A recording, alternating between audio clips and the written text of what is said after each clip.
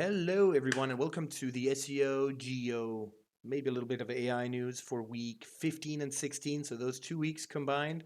There was not a lot going on in the 15th week, so I've just kind of combined them. Plus, I am very busy. But anyway, I want to go through a bunch of things that I found interesting for the industry. So let's jump right in. First of all, how accurate is Google AI overviews?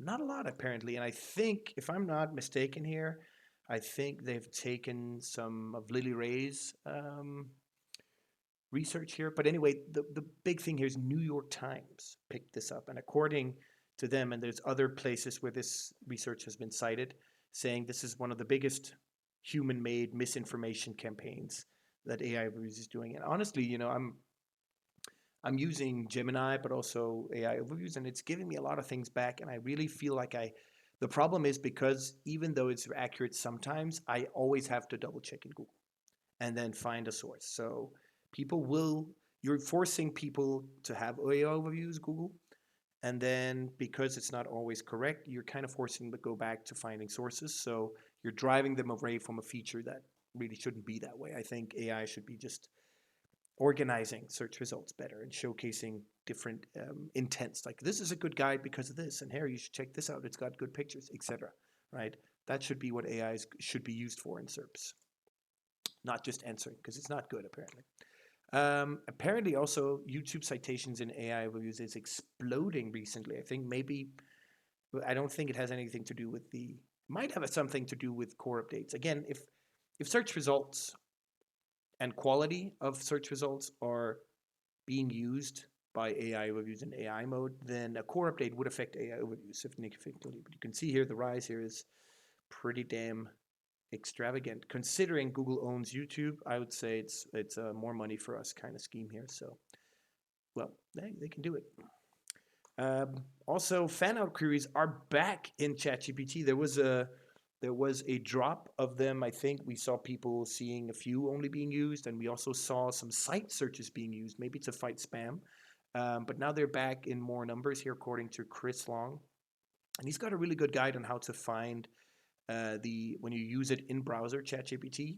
He's got a pretty good go-to guide on how to see the fan out queries. I think there's some plugins for Chrome as well.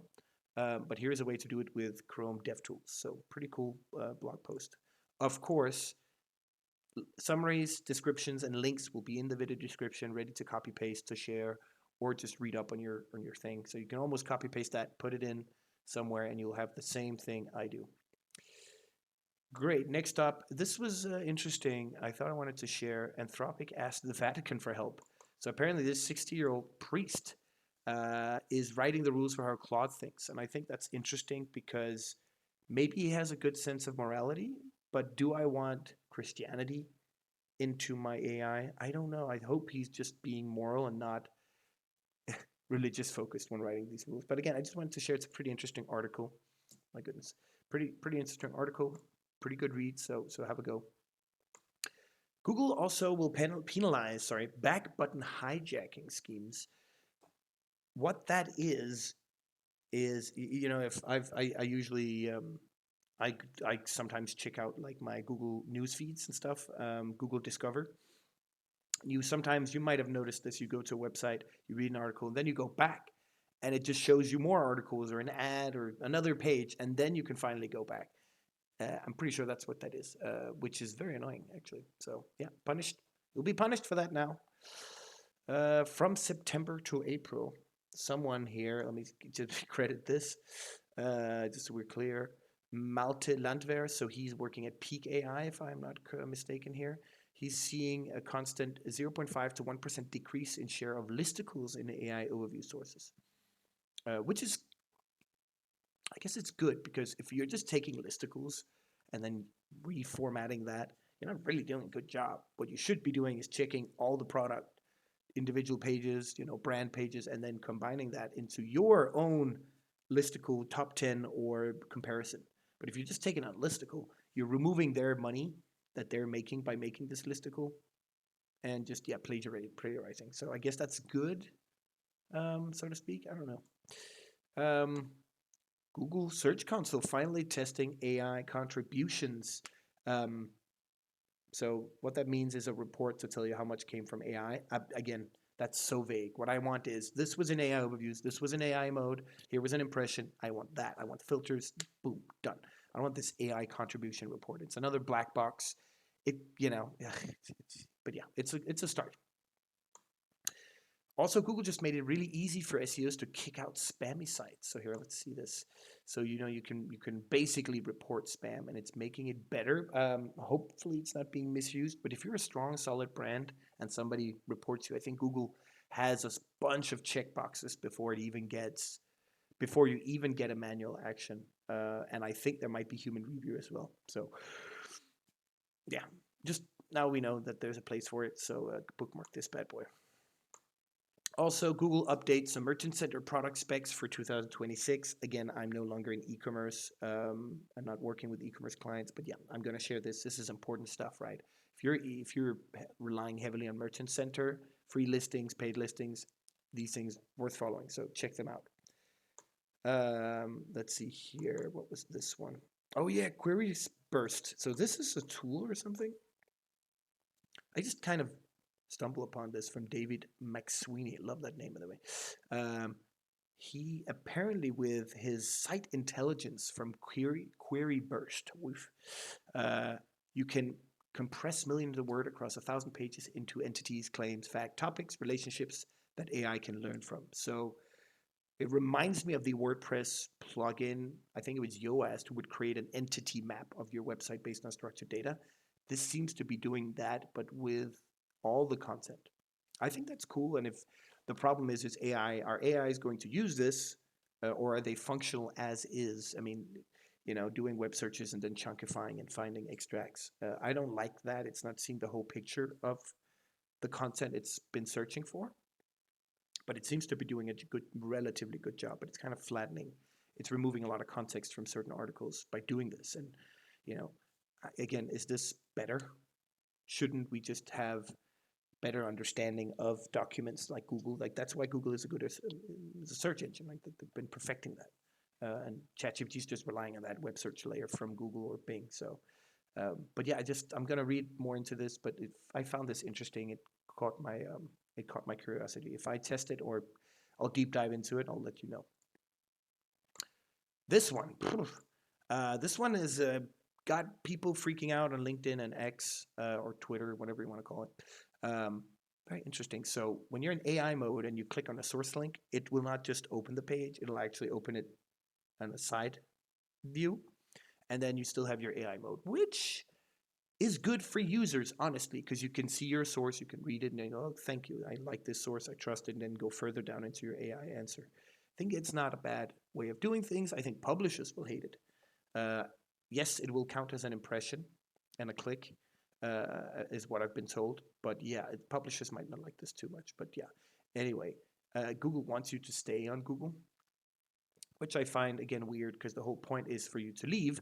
If you've left and then close Google, you're a happy customer. So, I don't know how this is changing, but yeah, time will tell. Let's see here. Oh, yes. So this is great from, let's open this up and contribute here. So Cyrus Shepard here. Another reason why SEO ranking in Google builds the foundation for AI visibility. We've been hammering in that point, at least the good, healthy SEOs, not the snake oil salesman. But you can see here a page at position 1 in ChatGPT search results has a 58% chance of being cited. So again, it's just good classic SEO translate into AI visibility. And yes, there are some things you can do just for AI, but if you overdo them, you might hurt your Google visibility, which has a lot more users, traffic, etc. But again, I think the biggest, if we want to talk, the biggest impact on the industry, it's definitely been Google AI overviews and AI mode, because there is a huge amount of users and they're now interacting differently with search results. So that's the big one. But just keep that in mind. Just do your SEO, add a layer called GEO, and you're good to go. And this one here as well, very interesting, let me open this up, from Advanced Web Ranking. So basically, they're saying instead of just using the good old classic structured data, carbon copy, as they mentioned specifically here, go beyond it. And that's actually what I'm doing for ESCO, and I suggest anyone else does it. It's basically, you have your product markup, and that's great. But any other information you can put in there, and it doesn't matter if Google doesn't need it or is not accepted by Google, because AIs are reading these too now, and so adding additional information um, what could be fruitful. So that's what I'm trying to do, is add as much as we possibly can, plus of course the classic ones. And look at shema.org. There's more than enough. I feel they've done a pretty good job there. And then finally, I didn't have a description for this one, but another thing that took the rounds here is Sundar Pichai's interview. So they've been interviewing him, CEO of Google, etc., and he's talking a lot about agentic AI, the future of web, etc., etc. And again, I think he has to talk about this forward-thinking kind of way. I'm a bit skeptical on users on just using agents will be used, but I think people still will like to interact with a brand. That's why marketing works. And so you want to interact with a brand, you go to the website. You don't just ask an agent to buy you stuff. Now, an agent might buy you things. I think, for example, Amazon could create an agent for you. I could do things. And I think the closest thing they got to that was the button for just buying stuff.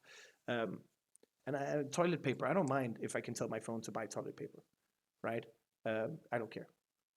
But yeah, a lot of other products will still need websites, and I don't think the future of the internet will be all agents just communicating with each other and just be a mess. And we're removing the human part of the internet, which there definitely is. So and not to get too deep here, but it's an interesting read. So read the. This is a good take from I Love SEO, and read the full interview as well. Well, that was it for week 15-16. So thank you for listening. Like and subscribe. I post these weekly or bi-weekly whenever it fits best. And if there's anything you need or want, let me know in the comments. Otherwise, have a lovely week to all your SEOs, AI nerds out there, and see you on the other side.